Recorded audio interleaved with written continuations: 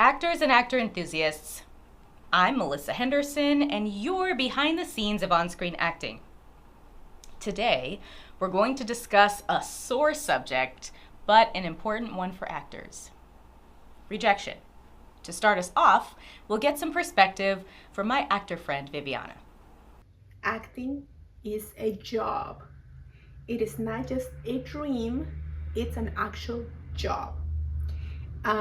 Just like, being a doctor, being a teacher, or all these other careers that you can think of. So, in order to be a teacher, what do people do?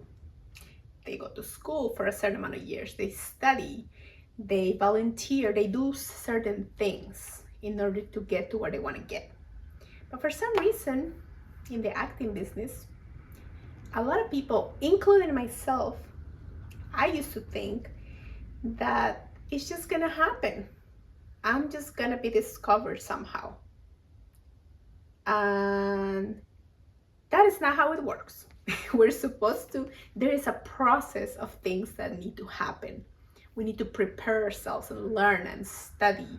If you have the mindset that acting is a job you can and should prepare for, you will see that while you need the help of casting and an agent to get booked, your ability to be prepared is completely in your hands. Your success is not exclusively at the mercy of others. So, take back ownership over your career as a performer by committing to right preparation. That said, performing is a gig economy, and the competition is steep. We book less than 10% of the paid jobs we audition for. That means not getting the job happens most of the time. I have auditioned and been rejected about 1,000 times over my career. While not getting picked sucks in the moment, the jobs I didn't get picked for can't rob me of my successes. I completed a fine art degree in acting. I have a top-tier agent in my market, a viable IMDb page and casting profiles, feature films on streaming services like Apple TV and Prime Video. I have a national commercial running, and more. Taking a moment to consider how far you've come and celebrate your wins is an important step. So, you've prepared, done your acting training, you have killer headshots, and are proud of your resume and your reel. You've achieved a healthy outlook on booking less than 10% of the time. But when you ask for feedback from casting or your agent, there is none. Why didn't you get picked? If you don't receive feedback from casting or your agent, how will you get to improve your ability to get picked in the future? Let's go back to Viviana. There are many reasons why you don't get picked. Sometimes you don't have the right height. The height doesn't match. Sometimes we look out so much like you look too much like the main character. And even though your acting was great and they love your acting, it doesn't match. Casting has a lot to consider on any job. It's not just about your marketing materials and your technique. For example, if they're assembling an on-screen family, the look has to be considered sometimes over and above the talent of the actor. Whomever has the role with the most focus in that scene or collection of scenes is who they have to build the look of the family around. If they're assembling multiple families, two actors from different families can't look more alike than the actors they're supposed to be related to. Sometimes it's a matter of networking. I've been in the casting room as an assistant when several actors walked in prepared and competed well for the role, but the producer's niece showed up who was also good, and that's who got cast. There are also moments when the booking for the role is down to two equally good candidates with almost the same look, and the deciding factor was who had the best shoes or who was more likable in the room.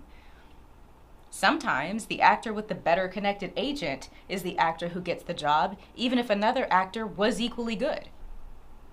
Sometimes scheduling is the deciding factor. One actor has another job that interferes with this one, making way for someone else to get picked.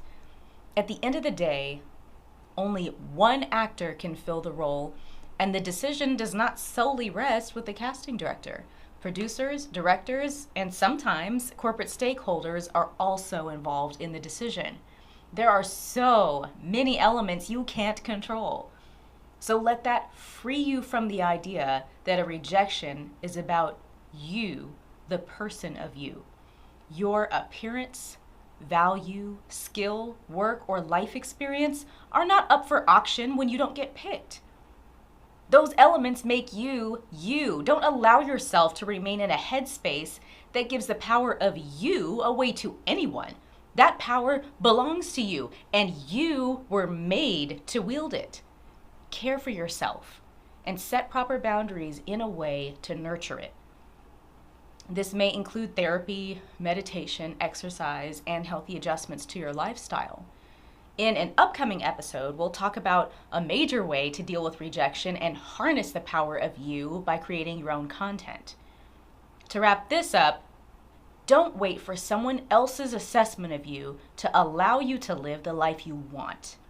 Combat rejection with a commitment to preparation. Celebrate your wins. Consider the significance of each forward step you take. Much of getting booked has to do with elements outside of your control. Focus on what you can control. Prioritize your health. Protect and nurture the power of you. And embrace it. That power belongs to you and no one else. That's it, actors. No one can do you like you. So, get ready for tomorrow's role, today.